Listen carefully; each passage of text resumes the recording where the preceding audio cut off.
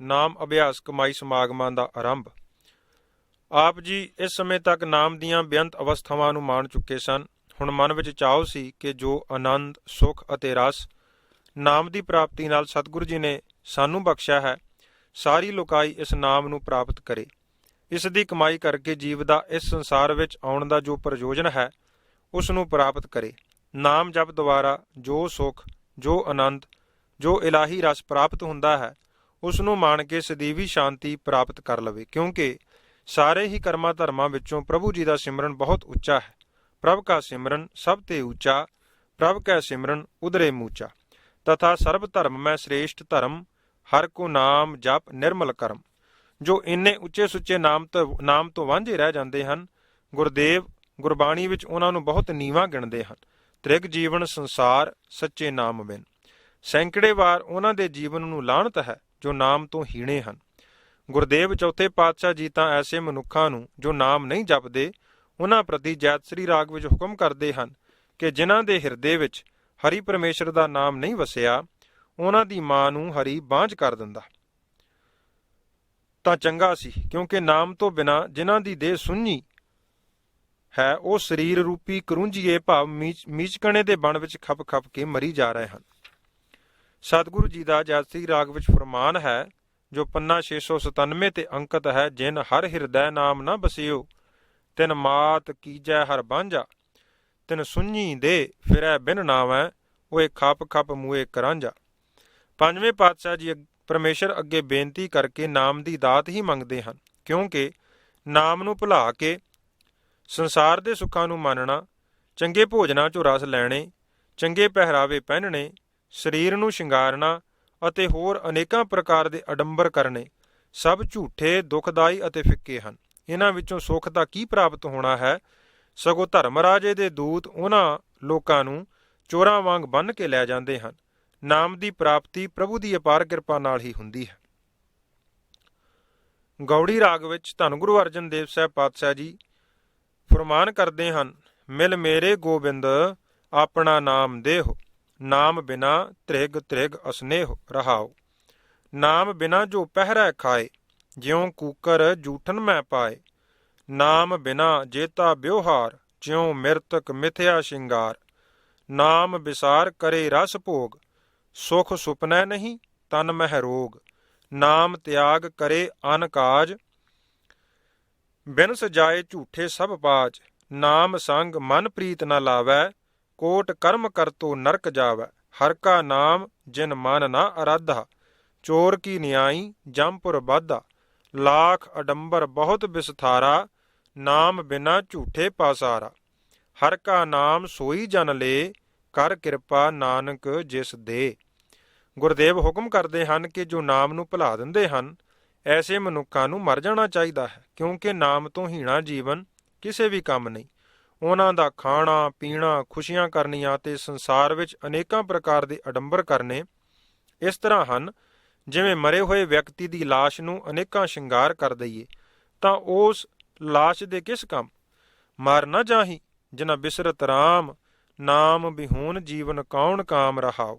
ਖਾਤ ਪੀਤ ਖੇਲਤ ਹਸਤ ਵਿਸਥਾਰ, ਕਵਨ ਅਰਥ ਮਿਰਤਕ ਸ਼ਿੰਗਾਰ। ਗੁਰਦੇਵ ਸਤਿਗੁਰੂ ਸ੍ਰੀ ਗੁਰੂ ਨਾਨਕ ਦੇਵ ਜੀ ਰਹਿਰਾਸ ਸਾਹਿਬ ਵਿੱਚ ਫਰਮਾਨ ਕਰਦੇ ਹਨ ਕਿ ਉਹ ਮਨੁੱਖ ਜਿਨ੍ਹਾਂ ਨੇ ਆਪਣੇ ਮਾਲਕ ਆਪਣੇ ਪ੍ਰਭੂ ਨੂੰ ਵਿਸਾਰ ਦਿੱਤਾ ਹੈ, ਉਸ ਨੂੰ ਯਾਦ ਨਹੀਂ ਕਰਦੇ, ਉਹ ਨੀਚ ਅਤੇ ਨੀਚਾਂ ਤੋਂ ਵੀ ਨੀਚ ਜਾਤ ਵਾਲੇ ਹਨ। ਖਸਮ ਵਿਸਾਰਹਿ ਤੇ ਕਮਜਾਤ, ਨਾਨਕ ਨਾਮੈ ਬਾਜ ਸਨਾਤ। ਧੰਨ ਗੁਰੂ ਰਾਮਦਾਸ ਸਾਹਿਬ ਜੀ ਦਾ ਫਰਮਾਨ ਹੈ, ਜੋ ਬਿਨ ਸਤਿਗੁਰ ਸੇਵੇ ਖਾਂਦੇ ਪਹਿਨਦੇ, ਸੇ ਮੂਏ ਮਰ ਜੰਮੇ ਕੋੜੇ। ਅਸੀਂ ਭਾਵੇਂ ਆਪਣੇ ਆਪ ਨੂੰ ਜੀਵਤ ਮੰਨਦੇ ਰਹੀਏ, ਪਰ ਸਤਿਗੁਰੂ ਜੀ ਦੀ ਦਿਵ ਦ੍ਰਿਸ਼ਟੀ ਵਿੱਚ ਕੇਵਲ ਉਹ ਹੀ ਜਿਉਂਦੇ ਹਨ ਜਿਨ੍ਹਾਂ ਦੇ ਹਿਰਦੇ ਵਿੱਚ ਨਾਮ ਦਾ ਵਾਸਾ ਹੈ, ਨਾਮੀ ਦਾ ਵਾਸਾ ਹੈ, ਅਤੇ ਜੋ ਨਾਮ ਦਾ ਆਰਾਧਨ ਕਰਦੇ ਹਨ। ਸੋ ਜੀਵਿਆ ਜਿਸ ਮਨ ਵਸਿਆ ਸੋਏ, ਨਾਨਕ ਅਵਰ ਨਾ ਜੀਵੈ ਕੋਇ। ਜੀਵਤ ਪੇਖੇ ਜਿਨੀ ਹਰ ਹਰ ਧਿਆਇਆ, ਸਾਧ ਸੰਗ ਤਿਨੀ ਦਰਸ਼ਨ ਪਾਇਆ ਰਹਾਉ। ਅਤੇ ਨਾਮ ਤੋਂ ਬਿਨਾਂ ਦਾ ਜੀਵਨ ਇਸ ਪ੍ਰਕਾਰ ਦਾ ਹੈ, ਬਿਨ ਸਿਮਰਨ ਜੋ ਜੀਵਨ ਬਲਣਾ, ਸਰਪ ਜੈਸੇ ਅਰਜਾਰੀ। ਟੋਡੀ ਰਾਗ ਵਿੱਚ ਧੰਨ ਗੁਰੂ ਅਰਜਨ ਦੇਵ ਜੀ ਦਾ ਫਰਮਾਨ। ਗੁਰਦੇਵ ਪੰਜਵੇਂ ਪਾਤਸ਼ਾਹ ਜੀ ਸਾਨੂੰ ਜਿਉਂਦੇ ਰਹਿਣ ਦੀ ਜੁਗਤ ਦੱਸ ਰਹੇ ਹਨ। ਭੈਰੋਂ ਰਾਗ ਵਿੱਚ ਸਤਿਗੁਰੂ ਦਾ ਫਰਮਾਨ ਹੈ, ਜੀਵਤ ਜੀਵਤ ਜੀਵਤ ਰਹੋ, ਰਾਮ ਰਸਾਇਣ ਨਿਤ ਉਠ ਪੀਵੋ, ਹਰ ਹਰ ਹਰ ਹਰ ਰਸਨਾ ਕਹੋ। ਗਾਥਾ ਵਿੱਚ ਪੰਜਵੇਂ ਪਾਤਸ਼ਾਹ ਜੀ ਦਾ ਹੁਕਮ ਹੈ ਕਿ ਮੌਤ ਕੀ ਹੈ? ਪਰਮੇਸ਼ਰ ਜੀ ਨੂੰ ਭੁੱਲ ਜਾਣਾ। ਜੀਵਨ ਕੀ ਹੈ? ਹਰੀ ਦੇ ਨਿਆਮ ਨੂੰ ਧਿਆਉਣਾ। ਮਰਣੰ ਵਿਸਰਣੰ ਗੋਬਿੰਦੈ, ਜੀਵਨੰ ਹਰ ਨਾਮ ਧਿਆਵਣੈ। ਜੋ ਪੁਰਖ ਨਾਮ ਦੀ ਕਣੀ ਹਿਰਦੇ ਵਿੱਚ ਵਸਾ ਕੇ ਜੀਵਨ ਬਿਤਾਉਂਦਾ ਹੈ, ਗੁਰਦੇਵ ਪੰਜਵੇਂ ਪਾਤਸ਼ਾਹ ਉਸ ਦੀ ਮਹਿਮਾ ਬੇਅੰਤ ਲਿਖਦੇ ਹਨ। ਕਿਨਕਾ ਏਕ ਜਿਸ ਜੀ ਬਸਾਵੈ, ਤਾਂ ਕਿ ਮਹਿਮਾ ਗਨੀ ਨਾ ਆਵੈ। ਸੁਖਮਨੀ ਸਾਹਿਬ ਵਿੱਚ ਆਪਾਂ ਅਕਸਰ ਇਹ ਹੁਕਮ ਪੜ੍ਹਦੇ ਹਾਂ। ਜਿਸ ਆਤਮਾ ਦੇ ਅੰਦਰ ਨਾਮ ਦਾ ਕਿਣਕਾ ਵਸ ਜਾਂਦਾ ਹੈ, ਉਸ ਦੀ ਆਤਮਾ ਪਵਿੱਤਰ ਹੋ ਜਾਂਦੀ ਹੈ। ਸਾਡੇ ਅੰਤਸ਼ਕਰਨ ਉੱਪਰ ਜੋ ਜਨਮਾਂ ਜਨਮਾਂ ਦੀ ਮੈਲ ਲੱਗੀ ਹੋਈ ਹੈ, ਜਨਮ ਜਨਮ ਕੀ ਇਸ ਮਨ ਕੋ ਮਲ ਲਾਗੀ, ਕਾਲਾ ਹੋਆ ਸਿਆਓ, ਇਹ ਦੂਰ ਕਿਵੇਂ ਹੁੰਦੀ ਹੈ? ਗੁਰਦੇਵ ਸਤਿਗੁਰੂ ਗੁਰੂ ਨਾਨਕ ਦੇਵ ਜੀ ਜਪਜੀ ਸਾਹਿਬ ਵਿੱਚ ਉਦਾਹਰਣ ਦੇ ਕੇ ਫਰਮਾਉਂਦੇ ਹਨ ਕਿ ਜਿਵੇਂ ਮਿੱਟੀ ਨਾਲ ਹੱਥ ਪੈਰ ਸਰੀਰ ਭਰ ਜਾਵੇ ਤਾਂ ਉਸ ਨੂੰ ਪਾਣੀ ਨਾਲ ਧੋ ਕੇ ਸਾਫ਼ ਕਰ ਲਈਦਾ ਹੈ। ਜੇ ਕੱਪੜੇ ਮਲ ਮੂਤਰ ਨਾਲ ਗੰਦੇ ਹੋ ਜਾਣ ਤਾਂ ਉਹਨਾਂ ਨੂੰ ਸਾਬਣ ਲਾ ਕੇ ਤੇ ਪਾਣੀ ਨਾਲ ਸਾਫ਼ ਕਰ ਲਈਦਾ ਹੈ। ਇਸ ਤਰ੍ਹਾਂ ਜੇ ਬੁੱਧੀ ਪਾਪਾਂ ਨਾਲ ਭਰ ਜਾਵੇ, ਮਲੀਨ ਹੋ ਜਾਵੇ, ਤਾਂ ਉਸ ਨੂੰ ਪ੍ਰੇਮ ਨਾਲ ਨਾਮ ਜਪ ਦੁਆਰਾ ਹੀ ਸ਼ੁੱਧ ਕੀਤਾ ਜਾ ਸਕਦਾ ਹੈ। ਆਪਾਂ ਹਰ ਰੋਜ਼ ਪੜ੍ਹਦੇ ਹਾਂ, ਭਰੀਐ ਹੱਥ ਪੈਰ ਤਨ ਦੇਹ, ਪਾਣੀ ਧੋਤੈ ਉਤਰ ਸੁਖੇ, ਮੂਤ ਪਲੀਤੀ ਕੱਪੜ ਹੋਏ, ਦੇ ਸਾਬੂਣ ਲਈਐ ਉਹ ਧੋਏ, ਭਰੀਐ ਮਤ ਪਾਪਾਂ ਕੈ ਸੰਗ, ਉਹ ਧੋਪੈ ਨਾਵੇਂ ਕੈ ਰੰਗ। ਗੁਰੂ ਅਮਰਦਾਸ ਸਾਹਿਬ ਪਾਤਸ਼ਾਹ ਦਾ ਫਰਮਾਨ ਹੈ, ਵਾਹ ਵਾਹ ਕਰਤਿਆਂ ਮਨ ਨਿਰਮਲ ਹੋਵੈ, ਹਉਮੈ ਵਿੱਚੋਂ ਜਾਏ। ਪ੍ਰੇਮ ਦੁਆਰਾ ਹਿਰਦੇ ਵਿੱਚ ਜੇਕਰ ਨਾਮ ਦੀ ਥੋੜ੍ਹੀ ਜਿਹੀ ਕਣੀ ਵੀ ਵਸ ਜਾਵੇ ਤਾਂ ਕਰੋੜਾਂ ਪਾਪਾਂ ਦੀ ਮੈਲ ਦੂਰ ਕਰ ਦਿੰਦੀ ਹੈ। ਧੰਨ ਗੁਰੂ ਨਾਨਕ ਦੇਵ ਸਾਹਿਬ ਜੀ ਦਾ ਮਲਾਰ ਦੀ ਵਾਰ ਵਿੱਚ ਫਰਮਾਨ ਹੈ, ਕੱਟੇ ਪਾਪ ਅਸੰਖ ਨਾਵੇਂ ਇੱਕ ਕਣੀ। ਅਤੇ ਪੰਜਵੇਂ ਗੁਰਦੇਵ ਜੀ ਵੀ ਜੈਤਸਰੀ ਰਾਗ ਵਿੱਚ ਹੁਕਮ ਕਰਦੇ ਹਨ, ਜੋ ਸਾਡੇ ਭਲੇ ਲਈ ਪੰਨਾ 707 ਉੱਪਰ ਸਤਿਗੁਰਾਂ ਨੇ ਅੰਕਿਤ ਕੀਤਾ ਹੈ, ਕੋਟ ਅਘਾ ਸਭ ਨਾਸ ਹੋਏ, ਸਿਮਰਤ ਹਰ ਨਾਉ, ਮਨ ਚਿੰਦੇ ਫਲ ਪਾਈਐ, ਹਰ ਕੇ ਗੁਣ ਗਾਓ, ਜਨਮ ਮਰਨ ਭੈ ਕਟੀਐ, ਨੇਚਲ ਸਚ ਥਾਓ। ਆਤਮਾ ਨੂੰ ਕੇਵਲ ਤੇ ਕੇਵਲ ਨਾਮ ਰਸਾਇਣ ਦੁਆਰਾ ਹੀ ਸਾਫ਼ ਕੀਤਾ ਜਾ ਸਕਦਾ ਹੈ। ਜੀਵ ਆਤਮਾ ਪਵਿੱਤਰ ਹੁੰਦੇ ਹੀ ਪਰਮ ਆਤਮਾ ਬਣ ਜਾਂਦੀ ਹੈ। ਹਰ ਜੀਵ ਦੇ ਹਿਰਦੇ ਵਿੱਚ ਗੁਪਤ ਰੂਪ ਵਿੱਚ ਨਾਮ ਵਸਿਆ ਹੋਇਆ ਹੈ। ਨੌ ਨਿਧ ਅੰਮ੍ਰਿਤ ਪ੍ਰਭ ਕਾ ਨਾਮ, ਦੇਹੀ ਮੈਂ ਇਸ ਕਾ ਬਿਸਰਾਮ। ਅਤੇ ਗੁਰੂ ਅਮਰਦਾਸ ਸਾਹਿਬ ਜੀ ਦਾ ਫਰਮਾਨ ਹੈ, ਇਹ ਮਨ ਦੇਹੀ ਸੋਧ ਤੂੰ, ਗੁਰ ਸ਼ਬਦ ਵਿਚਾਰ, ਨਾਨਕ ਇਸ ਦੇਹੀ ਵਿੱਚ ਨਾਮ ਨਿਧਾਨ ਹੈ, ਪਾਈਐ ਗੁਰ ਕੈ ਹੇਤ ਅਪਾਰ। ਇਸ ਨਾਮ ਦਾ ਕੋਈ ਰੂਪ ਰੇਖ ਰੰਗ ਨਹੀਂ, ਇਹ ਤਾਂ ਤਿੰਨਾਂ ਗੁਣਾਂ ਤੋਂ ਪਰੇ ਹੈ ਅਤੇ ਸਾਰਿਆਂ ਵਿੱਚ ਹੀ ਸਮਾਇਆ ਹੋਇਆ ਹੈ। ਇਸ ਗੁਪਤ ਨਾਮ ਨੂੰ ਪ੍ਰਗਟ ਕਰਨ ਵਾਸਤੇ ਗੁਰੂ ਵੱਲੋਂ ਬਖਸ਼ਿਸ਼ ਕੀਤਾ ਹੋਇਆ ਅੱਖਰੀ ਨਾਮ ਜਪਣ ਦੀ ਲੋੜ ਹੈ। ਅੱਖਰੀ ਨਾਮ ਜਪਣ ਨਾਲ ਮਨ ਪਵਿੱਤਰ ਹੁੰਦਾ ਹੈ। ਪਵਿੱਤਰ ਮਨ ਵਿੱਚੋਂ ਪ੍ਰਭੂ ਪਿਆਰ ਦੀ ਇੱਕ ਖਿੱਚ, ਇੱਕ ਧੂ ਪੈਦਾ ਹੁੰਦੀ ਹੈ।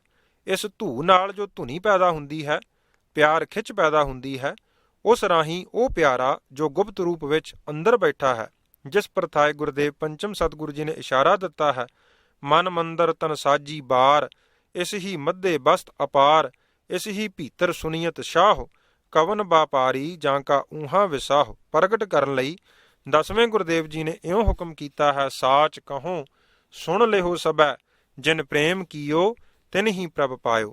ਹਿਰਦੇ ਵਿੱਚ ਪ੍ਰੇਮ ਪੈਦਾ ਕਰਨ ਲਈ ਫਿਰ ਉਹ ਹੀ ਸਾਧਨ, ਮੁੜ ਮੁੜ ਗੁਰਮੰਤਰ ਦੁਆਰਾ ਉਸ ਦੀ ਯਾਦ। ਇਸ ਯਾਦ ਨੂੰ ਪਕਾਉਣ ਲਈ ਸਾਡੇ ਅੰਤਸ਼ਕਰਨ ਵਿੱਚ ਉਸ ਪ੍ਰਭੂ ਜੀ ਦਾ ਯਾਦ ਟਿਕ ਜਾਵੇ।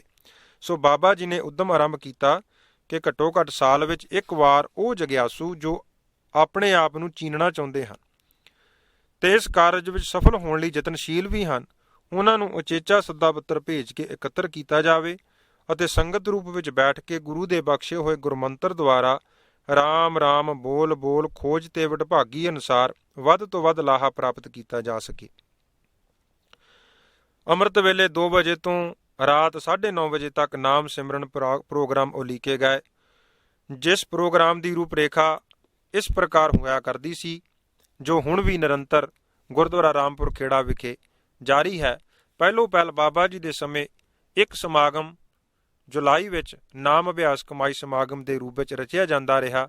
ਬਾਅਦ ਵਿੱਚ ਸੰਗਤਾਂ ਦੇ ਪ੍ਰੇਮ ਤੇ ਉਤਸ਼ਾਹ ਦਾ ਸਦਕਾ ਬਾਬਾ ਜੀ ਦੇ ਸੱਚਖੰਡ ਫਿਆਨਾ ਕਰ ਜਾਣ ਮਗਰੋਂ ਹੁਣ ਤਕਰੀਬਨ 3 ਨਾਮ ਅਭਿਆਸ ਕਮਾਈ ਸਮਾਗਮ ਗੁਰਦੁਆਰਾ ਰਾਮਪੁਰ ਖੇੜਾ ਵਿਖੇ ਇਸੇ ਹੀ ਨਿਤ ਦੀ ਕਿਰਿਆ ਅਨੁਸਾਰ ਰਚੇ ਜਾਂਦੇ ਹਨ। ਸੋ ਇਹਨਾਂ ਸਮਾਗਮਾਂ ਵਿੱਚ ਨਿਤ ਦਾ ਪ੍ਰੋਗਰਾਮ ਇਸ ਪ੍ਰਕਾਰ ਹੋਇਆ ਕਰਦਾ। ਤੜਕੇ ਅੰਮ੍ਰਿਤ ਵੇਲੇ 2 ਵਜੇ ਤੋਂ ਪੌਣੇ 4 ਵਜੇ ਤੱਕ ਇਸ਼ਨਾਨ ਅਤੇ ਨਿੱਜੀ ਨਿਤਨੇਮ ਗੁਰਮੁਖ ਪਿਆਰੇ ਕਰਿਆ ਕਰਦੇ। ਫਿਰ ਪੌਣੇ 4 ਵਜੇ ਤੋਂ ਲੈ ਕੇ 4 ਵਜੇ ਤੱਕ ਜਲ ਪਾਣੀ ਬਨਫਸ਼ਾ ਚਾਹ ਲੋੜ ਅਨੁਸਾਰ ਛਕਦੇ। 4 ਵਜੇ ਤੋਂ ਲੈ ਕੇ 4:15 ਵਜੇ ਅੰਮ੍ਰਿਤ ਵੇਲੇ ਤੱਕ ਧੰਨ ਗੁਰੂ ਗ੍ਰੰਥ ਸਾਹਿਬ ਸੱਚੇ ਪਾਤਸ਼ਾਹ ਜੀ ਦਾ ਪ੍ਰਕਾਸ਼ ਕੀਤਾ ਜਾਂਦਾ। 4:15 ਤੋਂ 5:15 ਸਵੇਰ ਨਾਮ ਅਭਿਆਸ ਨਾਮ ਸਿਮਰਨ ਸੰਗਤੀ ਰੂਪ ਵਿੱਚ।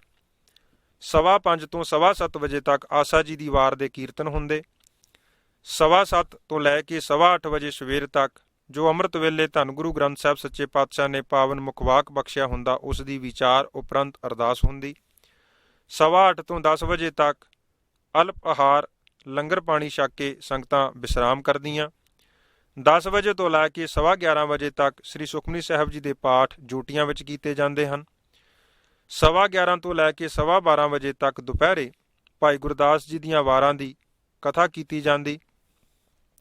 12:30 ਤੋਂ 3:30 ਵਜੇ ਸ਼ਾਮ ਤੱਕ ਲੰਗਰ ਛਕ ਕੇ ਸੰਗਤਾਂ ਵਿਸਰਾਮ ਕਰਦੀਆਂ।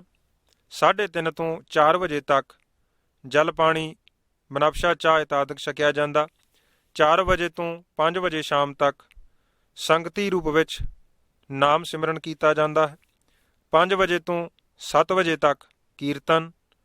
7 ਵਜੇ ਤੋਂ ਪੌਣੇ 8 ਵਜੇ ਤੱਕ ਸੋਦਾ ਰਹਿਰਾ ਸਾਹਿਬ ਜੀ ਦਾ ਪਾਠ ਆਰਤੀ ਤੇ ਅਰਦਾਸ।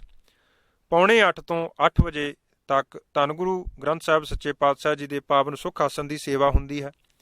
8 ਤੋਂ 9 ਵਜੇ ਰਾਤ ਤੱਕ ਲੰਗਰ ਛਕਿਆ ਜਾਂਦਾ ਹੈ। 9 ਤੋਂ 9:30 ਵਜੇ ਰਾਤ ਤੱਕ ਸਾਰੀਆਂ ਸੰਗਤਾਂ ਆਪਣੇ ਆਪਣੇ ਵਿਸਰਾਮ ਸਥਾਨ ਤੇ ਬੈਠ ਕੇ ਨਾਮ ਸਿਮਰਨ ਕਰਦੀਆਂ ਹਨ। ਸਾਰੇ ਸਮਾਗਮ ਦੀ ਸਮਾਪਤੀ ਤੋਂ ਇੱਕ ਦਿਨ ਪਹਿਲੇ ਅੰਮ੍ਰਿਤ ਸੰਚਾਰ ਹੁੰਦਾ ਹੈ, ਜਿਸ ਵਿੱਚ ਬੇਅੰਤ ਸੰਗਤਾਂ ਅੰਮ੍ਰਿਤ ਪਾਨ ਕਰਕੇ ਗੁਰੂ ਵਾਲੀਆਂ ਬਣਦੀਆਂ। ਇਸ ਆਨੰਦੀ ਮਾਰਗ ਤੇ ਚੱਲਣ ਹਿਤ ਗੁਰਮੰਤਰ ਅਤੇ ਮੂਲ ਮੰਤਰ ਦੀਆਂ ਦਾਤਾਂ ਪ੍ਰਾਪਤ ਕਰਦੀਆਂ। 8 ਦਿਨਾਂ ਦੇ ਇਸ ਪ੍ਰੋਗਰਾਮ ਵਿੱਚ ਬੜੇ ਹੀ ਉਤਸ਼ਾਹ ਨਾਲ ਦੂਰ ਦੂਰ ਤੋਂ ਵੱਡੀ ਗਿਣਤੀ ਵਿੱਚ ਅਵਲਾਖੀ ਪ੍ਰੇਮੀ ਨਾਮ ਦੀ ਪੂੰਜੀ ਵਿਹਾਜਣ ਵਾਸਤੇ ਪੁੱਜਦੇ ਤੇ ਵੱਧ ਤੋਂ ਵੱਧ ਸਮਾਂ ਸਮਾਗਮ ਵਿੱਚ ਹਾਜ਼ਰੀ ਭਰ ਕੇ ਹਿਰਦੇ ਵਿੱਚ ਗੁਰੂ ਜੋਤੀ ਨੂੰ ਪ੍ਰਜਵਲਿਤ ਕਰਨ ਦਾ ਯਤਨ ਕਰਦੇ। ਇਸ ਸਮਾਗਮ ਵਿੱਚ ਹਾਜ਼ਰ ਸਾਰੀ ਸੰਗਤ ਨੂੰ ਖਾਸ ਹਦਾਇਤ ਹੁੰਦੀ ਹੈ ਕਿ ਸਾਰੇ ਸਮਾਗਮ ਵਿੱਚ ਸਿਵਾਏ ਕਿਸੇ ਬਹੁਤੇ ਜ਼ਰੂਰੀ ਗੱਲ ਦੇ ਹਰ ਤਰ੍ਹਾਂ ਦੇ ਬਿਰਤੀ ਨੂੰ ਖੰਡਾਵ ਤੋਂ ਰੋਕਣ ਦਾ ਯਤਨ ਕਰਨਾ ਹੈ। ਸਮਾਗਮ ਤੋਂ ਵਿਹਲੇ ਸਮੇਂ ਵੀ ਗੁਰਮੰਤਰ ਦਾ ਜਾਪ ਹੀ ਕਰਨਾ ਹੈ। ਚੱਲਦੇ ਸਮਾਗਮ ਵਿੱਚ ਹਰ ਪ੍ਰਾਣੀ ਨੂੰ ਹਾਜ਼ਰੀ ਭਰਨ ਲਈ ਪ੍ਰੇਮਮਈ ਬੇਨਤੀ ਕੀਤੀ ਜਾਂਦੀ ਹੈ ਤਾਂ ਜੋ ਵੱਧ ਤੋਂ ਵੱਧ ਲਾਹਾ ਪ੍ਰਾਪਤ ਹੋ ਸਕੇ। ਇਸ ਵਿਸ਼ੇਸ਼ ਸਮਾਗਮ ਵਿੱਚ ਨਿਸ਼ਕਾਮ ਕੀਰਤਨੀਏ ਸਿੰਘ ਸਿੰਘਣੀਆਂ ਸ਼ਾਮਲ ਹੁੰਦੇ। ਨਿਸ਼ਕਾਮ ਹੀ ਕਥਾਵਾਚਕ ਸੰਗਤਾਂ ਨੂੰ ਕਥਾ ਸਰਵਣ ਕਰਾਉਂਦੇ ਤੇ ਅਸੀਸਾਂ ਪ੍ਰਾਪਤ ਕਰਦੇ।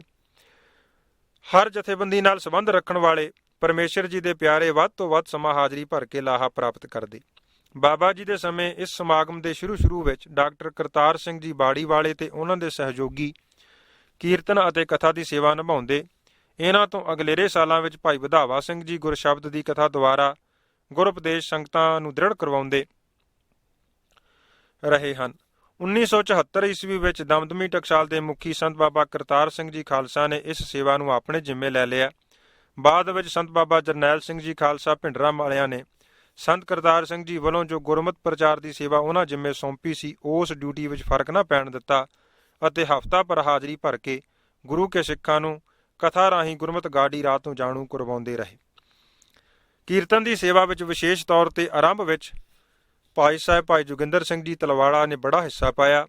ਇਹਨਾਂ ਦੀ ਸਿਹਤ ਕੁਝ ਢਿੱਲੀ ਰਹਿਣ ਕਾਰਨ ਸਤਿਗੁਰੂ ਜੀ ਨੇ ਭਾਈ ਮਹਿੰਦਰ ਸਿੰਘ ਜੀ SDO ਦਸੂਹਾ ਨਿਵਾਸੀ ਪਾਸੋਂ ਕੀਰਤਨ ਦੀ ਸੇਵਾ ਲਈ। ਤਲਵਾੜੇ ਵਾਲੀਆਂ ਬੀਬੀਆਂ ਦਾ ਸਮਾਗਮ ਆਰੰਭ ਹੋਣ ਤੋਂ ਲੈ ਕੇ ਹੁਣ ਤੱਕ ਨਿਰੰਤਰ ਨਿਸ਼ਕਾਮ ਸੇਵਾ ਕਰ ਰਹੀਆਂ ਹਨ। ਸੰਤ ਬਾਬਾ ਕਰਤਾਰ ਸਿੰਘ ਜੀ ਅਤੇ ਸੰਤ ਬਾਬਾ ਜਰਨੈਲ ਸਿੰਘ ਜੀ ਨਾਲ ਜੋ ਕੀਰਤਨੀ ਜਥਾ ਹੁੰਦਾ ਸੀ, ਗੁਰੂ ਪਾਤਸ਼ਾਹ ਜੀ ਦੀ ਉਹਨਾਂ ਉੱਪਰ ਵੀ ਬਖਸ਼ਿਸ਼ ਸੀ। ਉਹ ਵੀ ਬੜੀ ਮਧੁਰ ਧੁਨੀ ਨਾਲ ਰੀਤਾਂ ਵਿੱਚ ਕੀਰਤਨ ਦੀ ਹਾਜ਼ਰੀ ਭਰਦੇ। ਸੰਤ ਕਰਤਾਰ ਸਿੰਘ ਜੀ ਖਾਲਸਾ ਜੀ ਦੇ ਸਮਾਗਮ ਪ੍ਰਤੀ ਵਿਚਾਰ ਇਸ ਤਰ੍ਹਾਂ ਸਨ। ਸੰਤ ਬਾਬਾ ਕਰਤਾਰ ਸਿੰਘ ਜੀ ਖਾਲਸਾ ਤਾਂ ਆਪਣੀ ਰਚਨਾ ਰਾਹੀਂ ਗੁਰਸ਼ਬਦ ਦੀ ਕਥਾ ਕਰਦੇ ਆਮ ਕਿਹਾ ਕਰਦੇ ਸਨ ਕਿ ਗੁਰ ਅਸਥਾਨ ਤਾਂ ਸਾਰੇ ਹੀ ਪੂਜਣਯੋਗ ਹਨ, ਪਰ ਇਸ ਰਾਮਪੁਰ ਖੇੜੇ ਦੇ ਅਸਥਾਨ ਤੇ ਕਥਾ ਕਰਕੇ ਜਾਂ ਸਿਮਰਨ ਦੀ ਹਾਜ਼ਰੀ ਭਰ ਕੇ ਜੋ ਆਨੰਦ ਆਉਂਦਾ ਹੈ ਹੋਰ ਕਿਤੇ ਘੱਟ ਹੀ ਮਿਲਦਾ ਹੈ। ਸੋ ਅਸੀਂ ਤਾਂ ਇਹਨਾਂ 8 ਦਿਨਾਂ ਵਿੱਚ ਸਾਰੇ ਸਾਲ ਲਈ ਆਪਣੇ ਹਿਰਦੇ ਦੀ ਬੈਟਰੀ ਨੂੰ ਚਾਰਜ ਕਰਕੇ ਲੈ ਜਾਂਦੇ ਹਾਂ ਤੇ ਫਿਰ ਉਡੀਕ ਕਰੀਦੀ ਹੈ ਕਿ ਇਹ ਦਿਨ ਕਦੋਂ ਆਉਣ। ਇੱਕ ਸਮਾਗਮ ਦੇ ਅਖੀਰਲੇ ਦਿਨ ਉਹਨਾਂ ਨੇ ਸੰਗਤ ਵਿੱਚ ਕਿਹਾ ਕਿ ਟਕਸਾਲ ਦੇ ਸਿੰਘਾਂ ਵਿੱਚ ਗੁਰਬਾਣੀ ਸਿੱਖਣ, ਗੁਰਬਾਣੀ ਪੜ੍ਹਨ, ਕੀਰਤਨ ਕਰਨ ਅਤੇ ਸੁਣਨ ਦੀ ਬੜੀ ਰੁਚੀ ਹੈ, ਪਰ ਇੱਥੇ ਆ ਕੇ ਅਸੀਂ ਜੋ ਨਾਮ ਸਿਮਰਨ ਅਭਿਆਸ ਦੀ ਘਾਟ ਸੀ ਉਸ ਨੂੰ ਵੀ ਪੂਰਾ ਕੀਤਾ ਹੈ। ਸੰਤ ਬਾਬਾ ਕਰਤਾਰ ਸਿੰਘ ਜੀ ਨੇ ਸਾਰੇ ਜਥੇ ਵਿੱਚ ਸਿਮਰਨ ਕਰਨ ਦੀ ਪ੍ਰਪਾਟੀ ਵੀ ਚਾਲੂ ਕਰ ਦਿੱਤੀ ਸੀ। ਇਸ ਸਮਾਗਮ ਵਿੱਚ ਇੱਕ ਹੋਰ ਵਾਅਦਾ ਹੁੰਦਾ ਹੈ ਕਿ ਸਮਾਗਮ ਦੇ ਆਰੰਭ ਵਿੱਚ ਭਾਵੇਂ ਸੈਂਕੜਿਆਂ ਦੀ ਗਿਣਤੀ ਵਿੱਚ ਸੰਗਤ ਹੋਵੇ ਤੇ ਅਖੀਰਲੇ ਦਿਨਾਂ ਵਿੱਚ ਭਾਵੇਂ ਇਹ ਗਿਣਤੀ ਹਜ਼ਾਰਾਂ ਤੱਕ ਪੁੱਜ ਜਾਵੇ, ਇੱਕ ਭੋਰਾ ਜਿੰਨਾ ਵੀ ਰੌਲਾ ਰੱਪਾ ਨਹੀਂ ਪੈਂਦਾ। ਖਾਸ ਕਰਕੇ ਸਿਮਰਨ ਦੇ ਸਮੇਂ ਤਾਂ ਇੰਜ ਮਹਿਸੂਸ ਹੁੰਦਾ ਹੈ ਸ਼ਾਇਦ ਇਸ ਅਸਥਾਨ ਉੱਤੇ ਕੋਈ ਇੱਕ ਵੀ ਬੰਦਾ ਨਹੀਂ, ਭਾਵ ਇੰਨਾ ਇਕਾਂਤ, ਸ਼ਾਂਤ ਤੇ ਇਕਾਗਰ ਵਾਤਾਵਰਣ ਹੁੰਦਾ ਹੈ। ਨਾਮ ਸਿਮਰਨ ਦਾ ਕੁਦਰਤੀ ਇੰਨਾ ਪ੍ਰਭਾਵ ਹੁੰਦਾ ਹੈ ਕਿ ਕੋਈ ਬੱਚਾ ਵੀ ਆਵਾਜ਼ ਨਹੀਂ ਕੱਢਦਾ। ਜੋ ਇਸ ਨਾਮ ਸਿਮਰਨ ਦੇ ਸਮਾਗਮ ਵਿੱਚ ਇੱਕ ਵਾਰ ਵੀ ਹਾਜ਼ਰੀ ਭਰ ਗਿਆ, ਉਹ ਸਾਲ ਭਰ ਉਡੀਕ ਕਰਦਾ ਕਿ ਇਹ ਸੁਭਾਗਾ ਸਮਾਂ ਕਦੋਂ ਪ੍ਰਾਪਤ ਹੋਵੇ। ਉਹ ਜਗਿਆਸੂ ਕਈ ਹੋਰ ਪ੍ਰੇਮ ਮੱਤੀਆਂ ਰੂਹਾਂ ਨੂੰ ਨਾਮ ਧਨ ਦੀ ਰਾਸ ਵਿਹਾਜਣ ਵਾਸਤੇ ਹਰ ਨਾਮੇ ਕੇ ਹੋਵੋ ਜੋੜੀ ਬਣਾ ਕੇ ਲਿਆਉਂਦਾ। ਇਸ ਸਮਾਗਮ ਨੂੰ ਸਫਲ ਬਣਾਉਣ ਵਾਸਤੇ ਪਹਿਰੇ ਦੀ ਸੇਵਾ ਆਰੰਭ ਵਿੱਚ ਸਾਹ ਕਰਤਾਰ ਸਿੰਘ ਰਸੂਲਪੁਰ, ਫਿਰ ਸਾਹ ਮਹਿੰਦਰ ਸਿੰਘ ਜੀ ਰਾਂਦੀਆਂ, ਅੱਜ ਕੱਲ੍ਹ ਮੇਜਰ ਸਰਦਾਰਾ ਸਿੰਘ ਜੀ ਕਰਿਆ ਕਰਦੇ ਸਨ। ਲੰਗਰ ਦੀ ਸੇਵਾ ਆਰੰਭ ਤੋਂ ਹੀ ਨੰਬਰਦਾਰ ਚੰਨਣ ਸਿੰਘ ਜੀ ਦੇ ਜ਼ਿੰਮੇ ਰਹੀ, ਜੋ ਹੁਣ ਵੀ ਧੰਨ ਭਾਗ ਜਾਣ ਕੇ ਕਰ ਰਹੇ ਹਨ। ਕਮਰਿਆਂ ਦੇ ਵੰਡ ਦੀ, ਰਿਹਾਇਸ਼ ਤੇ ਗਠੜੀ ਘਰ ਦੀ ਸੇਵਾ ਸਾਹ ਹਰਸ਼ਰਨ ਸਿੰਘ ਜੀ, ਜਿਨ੍ਹਾਂ ਨੂੰ ਸਾਰੇ ਪਿਆਰ ਨਾਲ ਭਗਤ ਜੀ ਆਖ ਕੇ ਪੁਕਾਰਦੇ ਹਨ, ਜੋ ਹੈਨ ਵੀ ਭਗਤ ਬਿਰਤੀ ਵਿੱਚ ਬੜੇ ਪ੍ਰੇਮ ਨਾਲ ਅੱਜ ਤੱਕ ਨਿਭਾ ਰਹੇ ਹਨ। ਇਸ ਸਮਾਗਮ ਵਿੱਚ ਬਿਜਲੀ ਤੇ ਰੋਸ਼ਨੀ ਦਾ ਪ੍ਰਬੰਧ ਮਾਸਟਰ ਹਰਭਜਨ ਸਿੰਘ ਜੀ ਚਾਈਂ ਕਰਦੇ ਤੇ ਸੇਵਾ ਸਿਮਰਨ ਵਿੱਚ ਹਿੱਸਾ ਪਾ ਕੇ ਲਾਹਾ ਖੱਟ ਰਹੇ ਹਨ। ਪਹਿਲੇ ਸਮੇਂ ਜਦੋਂ ਸਮਾਗਮ 1966 ਵਿੱਚ ਆਰੰਭ ਹੋਇਆ ਤਦ ਰਿਹਾਇਸ਼ ਦਾ ਪ੍ਰਬੰਧ ਘੱਟ ਸੀ, ਜਿਸ ਦੀ ਘਾਟ ਨੂੰ ਪੂਰਾ ਕਰਨ ਲਈ ਤੰਬੂ ਅਤੇ ਸ਼ਾਮਿਆਨੇ ਲਗਾਏ ਜਾਂਦੇ ਸਨ। ਇੱਕ ਵਾਰ ਐਨੇ ਜ਼ੋਰ ਦੀ ਹਨੇਰੀ ਤੇ ਮੀਂਹ ਆਇਆ ਕਿ ਲੱਗੇ ਹੋਏ ਸ਼ਾਮਿਆਨੇ ਤੇ ਤੰਬੂ ਹਵਾ ਵਿੱਚ ਉੱਡ ਗਏ। ਸ਼ਾਮਿਆਨੇ ਪਾਟਣ ਕਾਰਨ ਕਾਫੀ ਨੁਕਸਾਨ ਹੋਇਆ। ਅਗਲੇ ਸਾਲ ਹੀ ਸੰਗਤ ਦੀ ਔਖ ਨੂੰ ਦੂਰ ਕਰਨ ਵਾਸਤੇ ਲੰਗਰ ਛਕਣ ਵਾਸਤੇ ਖੁੱਲ੍ਹਾ ਬਰਾਂਡੇ ਦੀ ਸ਼ਕਲ ਦਾ ਹਾਲ ਤਿਆਰ ਹੋ ਗਿਆ। ਰਿਹਾਇਸ਼ ਲਈ ਵੀ 6 ਕਮਰੇ ਹੋਰ ਤਿਆਰ ਹੋ ਗਏ। ਇਸ ਸਮਾਗਮ ਨੂੰ ਹੋਰ ਚੰਗੇਰਾ ਬਣਾਉਣ ਲਈ ਸੁਝਾਵਾਂ ਨੂੰ ਦਰਜ ਕਰਨ ਵਾਸਤੇ ਇੱਕ ਰਜਿਸਟਰ ਲਾਇਆ ਹੋਇਆ ਹੈ। ਜੋ ਵੀ ਕੋਈ ਗੁਰੂ ਕਾ ਪਿਆਰਾ ਗੁਰਮਤ ਅਨੁਸਾਰ ਚੰਗੀ ਰਾਏ ਲਿਖ ਜਾਂਦਾ ਹੈ, ਉਸ ਨੂੰ ਅਗਲੇ ਸਮਾਗਮ ਵਿੱਚ ਸੰਗਤ ਦੇ ਨਾਲ ਸਲਾਹ ਕਰਕੇ ਲਾਗੂ ਕਰ ਦਿੱਤਾ ਜਾਂਦਾ ਹੈ। ਅਖੀਰਲੇ ਦਿਨ ਸਾਰੀ ਸੰਗਤ ਵਿੱਚ ਬੇਨਤੀ ਕੀਤੀ ਜਾਂਦੀ ਹੈ ਕਿ ਹਰ ਰੋਜ਼ ਦੇ ਨਿਤਨੇਮ ਦੇ ਨਾਲ, ਜਿਵੇਂ ਇਸ ਅਸਥਾਨ ਤੇ ਸਮਾਗਮ ਵਿੱਚ 1 ਘੰਟਾ ਸਵੇਰੇ, 1 ਘੰਟਾ ਬਾਅਦ ਦੁਪਹਿਰ ਲੌਡੇ ਵੇਲੇ, ਅੱਧਾ ਘੰਟਾ ਸੌਣ ਵੇਲੇ ਸਿਮਰਨ ਕਰਕੇ ਪਰਮੇਸ਼ਰ ਜੀ ਦੀ ਯਾਦ ਹਿਰਦੇ ਵਿੱਚ ਵਸਾਉਣ ਦਾ ਸੰਗਤਾਂ ਯਤਨ ਕਰਦੀਆਂ ਹਨ। ਇਸ ਸਮਾਗਮ ਦਾ ਪੂਰਾ ਲਾਹਾ ਤਦ ਹੀ ਹੈ ਜੇਕਰ ਆਪਾਂ ਆਪੋ ਆਪਣੇ ਘਰਾਂ ਵਿੱਚ ਜਾ ਕੇ ਵੀ ਥੋੜ੍ਹੇ ਤੋਂ ਥੋੜ੍ਹਾ ਤੇ ਵੱਧ ਤੋਂ ਵੱਧ ਸਮਾਂ ਸਿਮਰਨ ਕਰਨ ਲਈ ਜ਼ਰੂਰ ਕੱਢੀਏ। ਜੋ ਗੁਰਸਿੱਖ ਇਸ ਸਮਾਗਮ ਦੀ ਸਮਾਪਤੀ ਤੋਂ ਅਗਲੇ ਸਮਾਗਮ ਦੀ ਆਰੰਭਤਾ ਤੱਕ ਜਿੰਨਾ ਵੀ ਸਮਾਂ ਸਿਮਰਨ ਹਰ ਰੋਜ਼ ਕਰਨਗੇ, ਆਪਣੇ ਨਾਂ ਰਜਿਸਟਰ ਤੇ ਲਿਖ ਕੇ ਜਾਣ। ਕਾਫੀ ਸੰਗਤ ਜੋ ਅੱਗੇ ਸਿਮਰਨ ਤੋਂ ਵਾਂਝੀ ਹੁੰਦੀ, ਇਸ ਬੇਨਤੀ ਨੂੰ ਅਪਣਾ ਕੇ ਆਪਣੇ ਜੀਵਨ ਦੇ ਸਮੇਂ ਨੂੰ ਸਿਮਰਨ ਦੁਆਰਾ ਸਫਲ ਕਰਨ ਲਈ ਪ੍ਰਣ ਕਰਕੇ ਜਾਂਦੇ ਹਨ। ਧਾਰਮਿਕ ਪੱਖ ਤੋਂ ਬੱਚਿਆਂ ਨੂੰ ਉਤਸ਼ਾਹਿਤ ਕਰਨ ਲਈ ਅਤੇ ਆਪਣੇ ਵਿਰਸੇ ਤੋਂ ਜਾਣੂ ਕਰਵਾਉਣ ਲਈ ਬਾਬਾ ਜੀ ਤੋਂ ਬਾਅਦ 1984 ਈਸਵੀ ਦੇ ਸਮਾਗਮ ਵਿੱਚ ਹੇਠ ਲਿਖਿਆ ਪ੍ਰੋਗਰਾਮ ਉਚੇਚਾ ਉਲੀਕਿਆ ਗਿਆ ਹੈ। ਇਸ ਵਿੱਚ ਬੱਚਿਆਂ ਦੇ ਗੁਰਬਾਣੀ ਕੰਠ ਮੁਕਾਬਲੇ ਕਰਵਾਉਣ ਤੇ ਆਪਣੇ ਇਤਿਹਾਸ ਦੀ ਵਾਕਫੀਅਤ ਵੀ ਸ਼ਾਮਲ ਹੈ। ਬੱਚਿਆਂ ਦੀ ਯੋਗਤਾ ਨੂੰ ਪਰਖਣ ਵਾਸਤੇ ਸਮਾਗਮ ਵਿੱਚ ਸ਼ੁੱਕਰਵਾਰ ਦਾ ਦਿਨ ਨਿਯਤ ਕੀਤਾ ਹੈ। ਗੁਰਮੁਖ ਵਿਦਿਆਰਥੀਆਂ ਦਾ ਗੁਰਬਾਣੀ ਕੰਠ ਸਿਲੇਬਸ ਇਸ ਅਨੁਸਾਰ ਹੈ। 3 ਦਰਜੇ ਬਣਾਏ ਗਏ ਹਨ। ਪਹਿਲਾ ਦਰਜਾ ਜੋ 11 ਸਾਲ ਦੀ ਉਮਰ ਤੱਕ ਬੱਚੇ ਤੇ ਬੱਚੀਆਂ ਦਾ ਹੈ, ਉਹਨਾਂ ਵਾਸਤੇ ਜਪਜੀ ਸਾਹਿਬ, ਰਹਿਰਾਸ ਤੇ ਕੀਰਤਨ ਸੋਲਾ ਜ਼ੁਬਾਨੀ ਕੰਠ ਹੋਣਾ ਜ਼ਰੂਰੀ ਹੈ। ਦੂਜਾ ਦਰਜਾ ਜਿਸ ਵਿੱਚ 12 ਤੋਂ 16 ਸਾਲ ਤੱਕ ਬੱਚੇ ਆਉਂਦੇ ਹਨ, ਉਹਨਾਂ ਨੂੰ ਪੂਰਾ 7 ਬਾਣੀਆਂ ਦਾ ਨਿਤਨੇਮ ਜ਼ੁਬਾਨੀ ਯਾਦ ਹੋਣਾ ਜ਼ਰੂਰੀ ਹੈ। ਤੀਜਾ ਦਰਜਾ ਜਿਸ ਵਿੱਚ 17 ਸਾਲ ਤੋਂ 21 ਸਾਲ ਦੀ ਉਮਰ ਤੱਕ ਦੇ ਸਿੰਘ ਸਿੰਘਣੀਆਂ ਭਾਗ ਲੈ ਸਕਦੇ ਹਨ, ਉਹਨਾਂ ਵਾਸਤੇ ਕੰਠ ਬਾਣੀਆਂ ਜੋ ਹਨ ਉਹਨਾਂ ਦਾ ਵੇਰਵਾ ਹੈ। ਜਪਜੀ ਸਾਹਿਬ, ਜਾਪ ਸਾਹਿਬ, ਸਵਈਏ, ਬੇਨਤੀ ਚੌਪਈ, ਆਨੰਦ ਸਾਹਿਬ ਪੂਰਾ, ਰਹਿਰਾ ਸਾਹਿਬ, ਕੀਰਤਨ ਸੋਲਾ, ਸੁਖਮਨੀ ਸਾਹਿਬ ਜਾਂ ਆਸਾ ਜੀ ਦੀ ਵਾਰ। ਇਸ ਤੋਂ ਇਲਾਵਾ ਤੀਜੇ ਦਰਜੇ ਦੇ ਬੱਚਿਆਂ ਲਈ ਅੰਮ੍ਰਿਤਧਾਰੀ ਹੋਣਾ ਵੀ ਜ਼ਰੂਰੀ ਰੱਖਿਆ ਗਿਆ ਹੈ। ਸਮਾਗਮ ਦੀ ਸਮਾਪਤੀ ਦੀ ਅਰਦਾਸ ਤੋਂ ਪਹਿਲਾਂ ਉਹਨਾਂ ਸਾਰੇ ਬੱਚਿਆਂ ਨੂੰ ਯੋਗਤਾ ਅਨੁਸਾਰ ਸ਼ੀਲਡਾਂ, ਧਾਰਮਿਕ ਪੁਸਤਕਾਂ, ਸਰੋਪੇ ਤੇ ਪ੍ਰਸ਼ਾਦ ਆਦਿ ਦੇ ਕੇ ਸਾਰੀ ਸੰਗਤ ਵਿੱਚ ਸਨਮਾਨਿਤ ਕੀਤਾ ਜਾਂਦਾ ਹੈ, ਜਿਸ ਕਰਕੇ ਬੱਚਿਆਂ ਨੂੰ ਗੁਰਬਾਣੀ ਕੰਠ ਕਰਨ ਲਈ, ਆਪਣੇ ਇਤਿਹਾਸ ਨਾਲ ਜੁੜਨ ਲਈ ਹੋਰ ਉਤਸ਼ਾਹ ਮਿਲਦਾ ਹੈ। ਇਹਨਾਂ ਨੂੰ ਸਨਮਾਨ ਮਿਲਦਾ ਵੇਖ ਕੇ ਹੋਰ ਨਵੇਂ ਬੱਚਿਆਂ ਨੂੰ ਗੁਰਬਾਣੀ ਕੰਠ ਕਰਨ ਲਈ ਉਤਸ਼ਾਹ ਪ੍ਰਾਪਤ ਹੁੰਦਾ ਹੈ। ਪਿਛਲੇ ਕੁਝ ਸਾਲਾਂ ਤੋਂ ਗਰਮੀ ਜ਼ਿਆਦਾ ਹੋਣ ਕਾਰਨ ਹੁਣ ਇਹ ਨਾਮ ਅਭਿਆਸ ਕਮਾਈ ਸਮਾਗਮ ਅਕਤੂਬਰ ਦੇ ਪਹਿਲੇ ਐਤਵਾਰ ਤੋਂ ਆਰੰਭ ਹੋ ਕੇ ਦੂਸਰੇ ਐਤਵਾਰ ਤੱਕ 8 ਦਿਨ ਨਿਰੰਤਰ ਚੱਲਦਾ ਹੈ। ਸੰਗਤਾਂ ਦੀ ਨਾਮ ਸਿਮਰਨ ਦੀ ਮੰਗ ਨੂੰ ਮੁੱਖ ਰੱਖ ਕੇ ਨਾਮ ਅਭਿਆਸ ਕਮਾਈ ਦੇ ਪ੍ਰੋਗਰਾਮ ਵਿੱਚ ਹਾਜ਼ਰੀ ਭਰਨ ਲਈ ਪੂਰਾ ਸਾਲ 1 ਸਾਲ ਦੀ ਉਡੀਕ ਕਰਨੀ ਪੈਂਦੀ ਹੈ। ਸੋ ਇਸ ਲਈ ਸਮਾਗਮਾਂ ਵਿੱਚ ਵਾਧਾ ਕੀਤਾ ਗਿਆ ਹੈ। ਅਕਤੂਬਰ ਦੇ ਸਮਾਗਮ ਤੋਂ ਇਲਾਵਾ ਮਹਾਂਪੁਰਖਾਂ ਦੀ ਸਾਲਾਨਾ ਬਰਸੀ ਤੇ 1, 2, 3 ਜਨਵਰੀ 3 ਦਿਨ ਪਿੱਛੇ ਦੱਸੇ ਪ੍ਰੋਗਰਾਮ ਅਨੁਸਾਰ ਨਾਮ ਅਭਿਆਸ ਕਮਾਈ ਸਮਾਗਮ ਰਚਿਆ ਜਾਂਦਾ ਹੈ। 3 ਤੇ 4 ਜਨਵਰੀ ਦੀ ਰਾਤ ਨੂੰ ਨਰੋਲ ਕੀਰਤਨ ਦਰਬਾਰ ਸਜਦਾ ਹੈ।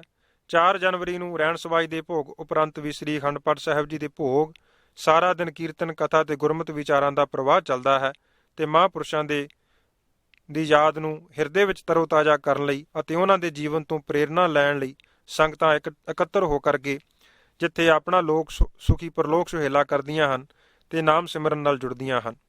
ਸੋ ਨਵੀਂ ਸਦੀ ਦੇ ਆਰੰਭ ਹੋਣ ਤੇ ਇੱਕ ਹੋਰ 8 ਦਿਨਾਂ ਨਾਮ ਅਭਿਆਸ ਕਮਾਈ ਸਮਾਗਮ ਅਪ੍ਰੈਲ ਦੇ ਪਹਿਲੇ ਐਤਵਾਰ ਨੂੰ ਸ਼ੁਰੂ ਕਰਕੇ ਅਗਲੇਰੇ ਐਤਵਾਰ ਤੱਕ ਚੱਲਦਾ ਹੈ। ਸੋ ਤਿੰਨਾਂ ਨਾਮ ਸਿਮਰਨ ਦੇ ਸਮਾਗਮਾਂ ਦੀਆਂ ਤਰੀਕਾਂ ਪੱਕੀਆਂ ਹਨ।